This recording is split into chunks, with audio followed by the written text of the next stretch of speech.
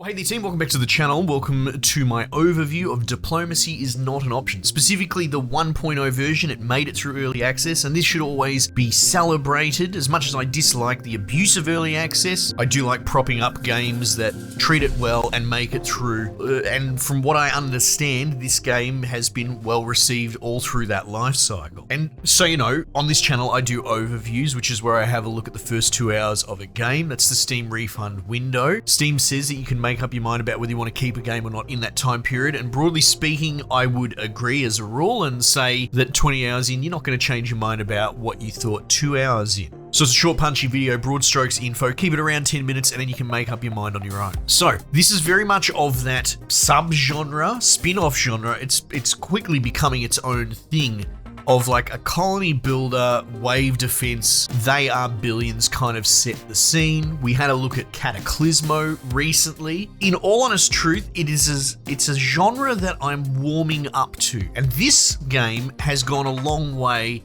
to sort of codifying that for me. So I would say if maybe you are a little bit standoffish about this genre, this might be the one that gets you over the line. The core gameplay loop is that you basically build up a fortress, an economy. It's fairly rudimentary. Food, building resources. Daily you have a capped amount of people will immigrate in if you have the space. And it all relatively for this genre moves at a pretty fast clip. I say relatively because that's the sort of issue that I take with these ones, is that you will kind of spend an hour and a half on one mission, building up your walls, building up your base. And it is one of those ones where maybe you do need to have a lot of backup saves and fall back on them, but also you could potentially have built your entire base in such a way that it was destined to fail half an hour ago and you don't really know it until the game slaps you with the final wave, as it were.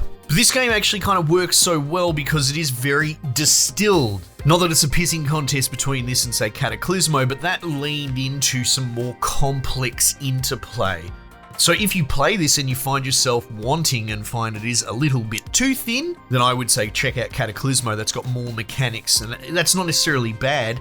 But again, like I said, if you're someone that's not in love with the genre so far, this is probably the better option. Thematically, this is a little bit interesting. It's not zombies or monsters attacking or anything like that. You're a king who's kind of dispassionate. They really play the gag. They beat it to death, to be honest, of your king just sitting there dejected, not really reacting, and the messenger reading out the troubles with the kingdom. And it's essentially a 30-second skit that goes for 10 minutes, each cutscene, and it really wears out its welcome. But at the same time, you know, from the perspective of this is the shtick, this is what these indies are going for, getting the pacing wrong's not the worst thing. It's funny-ish. You know, I'm not super critical of it, given where it enters into the market. But yeah, essentially, you've been mistreating your kingdom or your predecessors or whatever, and the enemies are essentially the peasantry rising up in revolt. And it follows that kind of in-map, in-world core loop that you would see in They Are Billions, in that you're kind of building up and preparing, you're bracing for the big wave. There will be intermediary waves along the way, like maybe 4 waves, and the 4th one's the big one. And you are kind of incentivized to run sorties out of your little central castle keep into the map to cull the, let's say, the static camps, the dudes that are already there at the beginning, because ultimately they will join in the fray for the final wave. So that gives you a little bit of, you know, interplay. Yeah, I suppose it's retreading They Are Billions, but it's got its own unique sort of art style. It's all very clean and readable.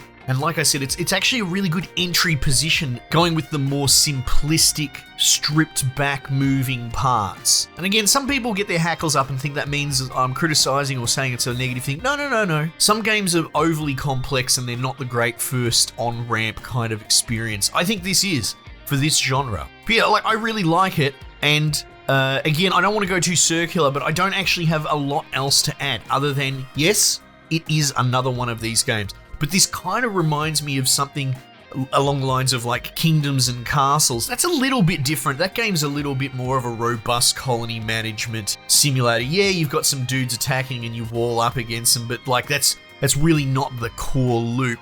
Whereas this is that tower defense, build layers of walls and I feel like the more time I put into it, because again, this genre, an hour and a half for a mission, plus probably rerunning saves to redo it in the early days, like I feel like it really wouldn't get its teeth into you, or me for that matter, until hours and hours and hours in, where maybe you're dealing with like bazillions of dudes and you need to treat them almost like fluid, trying to find a break through the pipe and have layers and layers and layers of sort of walls and almost fluid management. That's what it looks like to me in the media I've seen beyond my coverage. And I feel like that's the penny that never dropped, and it's dropping with this game. So I want to put more time into it and really let it grab me. But like I said, otherwise we're going circular. The dot points are, it's another one of these games, but it might be the best one for you to first start on and give a go. And if you found something like Kingdoms and Castles, which I know a lot of people don't necessarily love these art styles, the more simplistic, cartoonish stuff, I actually really love it because it cuts through the bullshit and gets to the core of what makes the game tick. But if you like that, you'll probably really like this. So yeah, I heartily recommend it as someone who is kind of a bit of a skeptic in this space. Anyway, team, might just leave it there for the time being, and I'll catch you guys on the next one.